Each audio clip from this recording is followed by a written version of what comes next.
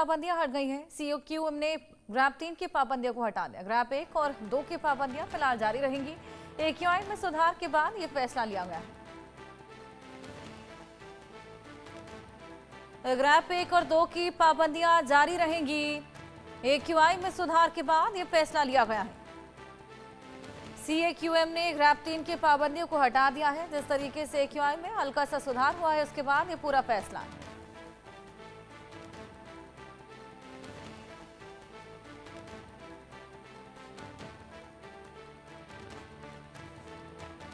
AQI में सुधार के बाद ये फैसला, ग्रैप 3 की पाबंदियां अब हटा दी गई हैं। हालांकि एक्यूआई अभी भी कई कई जगहों पर 600 के पार।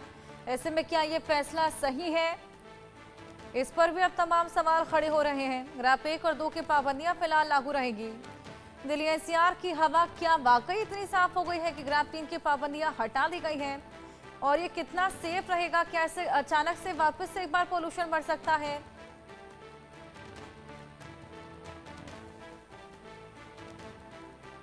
ग्रैप 1 और 2 की पाबंदियां अभी लागू रहने वाली है। हालांकि अभी कई जगह ऐसी हैं जहां पर 600 के पार एक्यूआई है, कई जगह अभी ऐसी है जहां पर विजिबिलिटी बेहद लो है।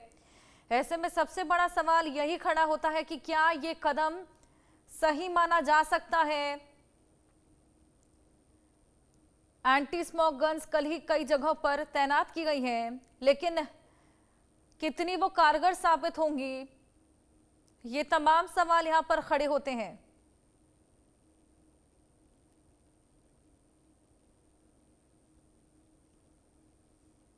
ग्रैप 1 और 2 की पाबंदियां जारी रहेंगी और एक्यूआई में सुधार के बाद ये पूरा फैसला लिया गया है। सीएक्यूएम ने ग्रैप 3 की पाबंदियों को हटा दिया है और साथ ही आपको बताएं कि पाबंदियां हटाना क्या वाकई एक सॉल्यूशन है? हमारे साथ हमारे तमाम सहयोगी अलग अलग जगहों से जुड़ गए हैं और जानकारी उनसे लेंगे। भावना दिल्ली से, अकरम नोएडा से, अनिल गाजियाबाद से जुड़े हैं। भावना, सबसे पहले आपके पास आऊंगी। सीएक्यूएम ने अब हल्का बहुत सुधार होने की वजह से एक्यूआई में ग्रैप 3 की जो पाबंदियां थी उनको हटा दिया है। अभी कुछ दिन पहले ही ये विचार किया जा रहा था कि क्या ग्रैप 4 को लागू करना चाहिए, और अचानक से खबर आती है कि ग्रैप 3 को भी हटा दिया गया। लेकिन अभी भी इतना सुधार तो हुआ नहीं कि इस फैसले को ले लिया गया। कहीं ये फैसला भारी तो नहीं पड़ जाएगा दिल्ली वासियों पर?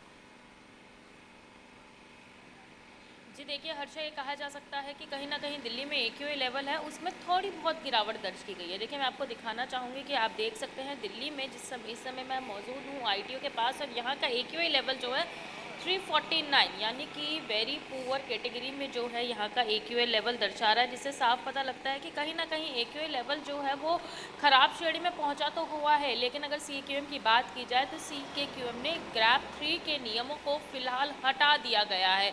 जिस तरीके से देखा गया था कि कल जानकारी सामने आई थी कि दिल्ली में 500 जगहों पर वाटर स्प्रिंकलिंग मशीन्स लगाई जाएंगी। कोर्ट हो, कॉम्प्लेक्स हो, बड़ी बड़ी इमारतें हों, उनके ऊपर वाटर स्प्रिंकलिंग मशीन लगाई जाएगी, क्योंकि एक्यूआई लेवल जो है वो बेहद ही खराब श्रेणी में, गंभीर श्रेणी में पहुंचा हुआ था। लेकिन आज जिस तरीके से एकदम से ग्रैप 3 के नियमों को हटा दिया गया है, तो वो कहीं ना कहीं ये दर्शाता है कि शायद थोड़ा बहुत सुधार तो ज़रूर हुआ है, लेकिन ये नहीं कहा जा सकता कि दिल्ली में सुधार पूरी तरीके से हो गया है। चूँकि अगर अभी के एक्यूआई लेवल की बात की जाए तो जहां आईटीओ पर 349 एक्यूआई लेवल है, वहां पर दिल्ली में तमाम ऐसे हॉटस्पॉट है जहां पर एक्यूआई लेवल 400 के पार देखने को मिल रहा है। कहीं ना कहीं ये कहा जा सकता है कि आबो हवा जो है वो खराब श्रेणी में पहुंची हुई है, लेकिन जिस तरीके से निर्देश दिया गया है, ग्रैप 3 के नियमों को हटा दिया गया है, तो ये कहा जा सकता है जो 50% कैपेसिटी के साथ ऑफिसेज चलने वाले थे वो फुल कैपेसिटी के साथ चल सकते हैं। लेकिन BS3 डीजल के जो वाहन है वो प्रतिबंध फिलहाल रहेंगे। अगर देखा जाए तो खुले में जिस तरीके से कूड़ा और पत्तियां लोग जलाते हुए नजर आते थे,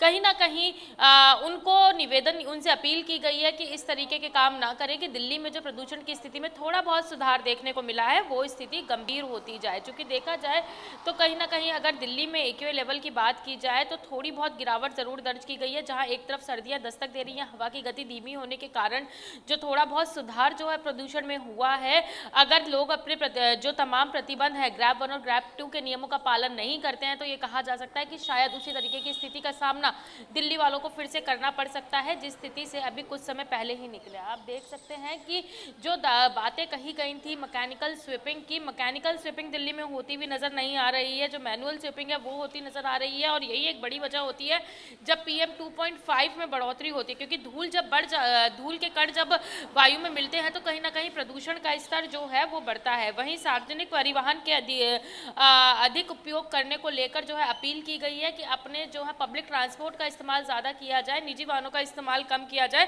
ताकि जो प्रदूषण के स्तर में गिरावट देखी गई है वो थोड़ी सामान्य रहे। देखा जाए तो ग्रैब 3 के नियमों को हटा तो दिए हैं, लेकिन अब देखना यही होगा कि इन रिस्ट्रिक्शंस को हटाने के बाद क्या दिल्ली में जो AQI लेवल बेहद ही खराब श्रेणी में पहुंचा हुआ था, 600 के पार AQI लेवल देखने को मिला था, क्या वो इसी तरीके से अब जो सामान्य स्थिति में आता नजर आ रहा है, क्या वो सामान्य रहता है रिस्ट्रिक्शंस हटाने के बाद, या फिर एक बार फिर से दोबारा दिल्ली में वो नोएडा स्थिति के देखने को हालात भी मिलेगी? जान लिए। अकरम भी हमारे साथ बने हैं। अकरम, क्या लगता है ये जो ग्रैब 3 स्टेज जो लागू की गई थी जिससे थोड़ा बहुत कारगर साबित हो रही थी पोल्यूशन, लेकिन हल्का सा पोल्यूशन कम हुआ और उसको हटा दिया गया है, क्या लगता है ये कितना कारगर होगा? समझना होगा जिस तरह से ग्रैब 3 का नियम लागू किया गया था 11 नवंबर को, उसको कल हटा लिया गया। हालांकि जो बताया जा रहा हवा में थोड़े से सुधार हुआ था, उसके बाद ये नियम तत्काल प्रभाव से हटा दिया गया। और ग्रेटर नोएडा दिल्ली NCR की बात करें तो जो हवा है वो भी चलना शुरू हुई है। मैं पहले एक तस्वीर आपको मेरे पीछे देख सकते हैं कि जो तस्वीर है उसके जरिए मैं आपको दिखाना चाहूंगा। देखिए जो हवा है वो चल रही है, और देखिए आसमान में अभी भी आपको जो धुंधली काली चादर है वो दिखाई देगी। और जो हवा है उसकी वजह से थोड़ी सी वायु जो गुणवत्ता है उसमें सुधार देखने को मिला है। जिस तरह से ग्रीनरी एरिया कहा जाता है नोएडा, ग्रेटर नोएडा, तो उसमें आप देख सकते हैं। लेकिन आसमान में अभी भी जो आसमान पे धुंध की काली चादर है वो छाई हुई है, जिसकी वजह से लोगों को जो मुश्किलें हैं उनका सामना जरूर करना पड़ रहा है। लेकिन दूसरी अगर बात करें तो हम जिस तरह से ग्रैब का नियम हटाया गया है उसको लेकर भी लोग, जब हमारी सुबह मॉर्निंग वॉक के समय लोगों से बात हुई थी, उनका कहना है कि बहुत जल्दी फैसला लिया गया है, क्योंकि सुप्रीम कोर्ट में जिस तरह से टिप्पणी की गई है, कुछ वकीलों ने कहा है कि उन्हें सांस लेने में दिक्कत हो रही है और उनको व्यक्तिगत पेशी से छूट दी जाए। हालांकि जो कोर्ट है हाइब्रिड मोड में चलती है, लेकिन इसमें CGI ने भी कहा है कि वो घूमने निकले तो उनको तकलीफ हुई है, और जो दिल्ली में आबो हवा है वो बिल्कुल ठीक नहीं है। लेकिन वायु गुणवत्ता प्रबंधन आयोग ने ग्रैब 3 के नियम कल शाम आनन फानन में हटा दिए, जिसको लेकर आज सुबह हमारी लोगों से जो बात हुई मॉर्निंग वॉक पे, उनका कहना है कि अभी भी पूरी तरह से जो एयर क्वालिटी इंडेक्स है वो गंभीर श्रेणी में बना हुआ है, जिसकी वजह से उन्हें दिक्कतें हो रही हैं। अभी ग्रैब 3 का नियम जो था वो नहीं हटाना चाहिए था, क्योंकि जब तक लग रहा है करीब करीब 1 से 1.5 हफ्ते तक अभी तक कोई भी एयर क्वालिटी इंडेक्स में अभी कोई राहत मिलने की उम्मीद नहीं जताई गई है। इसको लेकर लोग बेहद चिंतित हैं। उनका कहना है कि फैसला जल्दबाजी में लिया गया है। वहीं अगर देखिए बात करी जाए तो आज के AQI लेवल की मैं बात करूं तो ग्रेटर नोएडा में और नोएडा में अलग अलग इलाकों पे 350 और 360 70 के आसपास अलग अलग इलाकों में दर्ज किया गया है, जो कि अभी भी बेहद गंभीर श्रेणी में एयर क्वालिटी इंडेक्स बना हुआ है। वहीं देखिए अगर PM 2.5 और PM 10 के लेवल की बात करी जाए तो PM 10 में 100 माइक्रो घन मीटर से कम होना चाहिए, और PM 2.5 में 60 माइक्रो घन मीटर से कम होना चाहिए। लेकिन अभी भी इसके 3 गुना यहाँ पर दर्ज किया जा रहा है। और PM 10 की बात करें तो तकरीबन 360-375 के आसपास दर्ज किया जा रहा है। वहीं जो PM 2.5 के कण हैं वो 215 के आसपास रिकॉर्ड किए गए हैं। तो इसका मतलब है कि जो हवा में 3-3.5 गुना जो प्रदूषक कण हैं वो फैले हुए हैं, जिसकी वजह से अभी भी लोगों की मुश्किलें जो हैं वो सामने आ रही हैं। लेकिन इस फैसले को लेकर अलग अलग लोगों का अलग अलग नजरिया। कुछ लोगों का कहना है कि सुप्रीम कोर्ट की टिप्पणी और वरिष्ठ अधिवक्ताओं की टिप्पणी के बाद ये फैसला आनन फानन में लिया गया है, जो कि दिल्ली और NCR के लोगों के लिए राहत भरा नहीं है। अभी भी लोगों को मुश्किलें हैं। वहीं दिल्ली NCR में खुलेआम जो कंस्ट्रक्शन साइट्स थी जो पहले भी चल रही थी, और अब ग्रैब 3 का नियम हटा है तो उसको लेकर और ज्यादा चलेंगी। इसको लेकर भी लोगों में बेहद चिंता है और इसे रोकने की मांग कर रहे यहाँ हैं। पर लोगों के लिए कई परेशानियां बढ़ चली हैं अकरम, क्योंकि सांस लेने में खासा तकलीफ, आंखों में जलन, ऐसी तमाम समस्याएं आन खड़ी हुई हैं अनिल। और उसके बाद ये फैसला ले लिया जाता है, क्या लगता है इसका कितना इम्पैक्ट देखने को मिलेगा? फैसला जो है जल्दबाजी में लिया गया है, क्योंकि अभी जो पोल्यूशन का स्तर है कुछ अच्छा नहीं है, और लगातार पोल्यूशन अभी भी है। पोल्यूशन अभी भी रेड जोन में है, जैसे कि कुछ इलाके गाजियाबाद के हैं जहां पर अभी भी पोल्यूशन 480 दर्ज किया जा रहा है, जो कि लोनी का इलाका है, और वसुंधरा इलाका है वो 380 एयर क्वालिटी इंडेक्स दर्ज किया गया है। ये तमाम इलाके हैं गाजियाबाद के जो रेड जोन में बने हुए हैं। तो अभी जो लोगों से मेरी बात हुई तो उनका ये कहना था कि ये फैसला बिल्कुल भी ठीक नहीं है।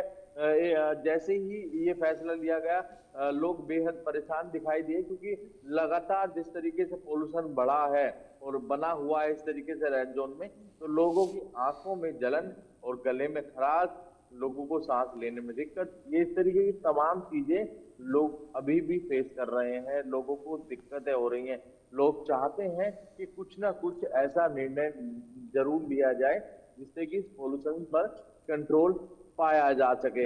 हालांकि जिस तरीके से ये फैसला लिया, तो उस फैसले को लोगों ने साफ तौर पर ये कह दिया है कि ये फैसला अभी तो नहीं लेना चाहिए था, कुछ दिन और रुकना चाहिए था, क्योंकि जिस तरीके से तमाम चीजें हो रही हैं, बिल्कुल। तो लोगों को उम्मीद है कि जल्द से जल्द जो है पोल्यूशन पर कुछ ना कुछ कंट्रोल किया जाए।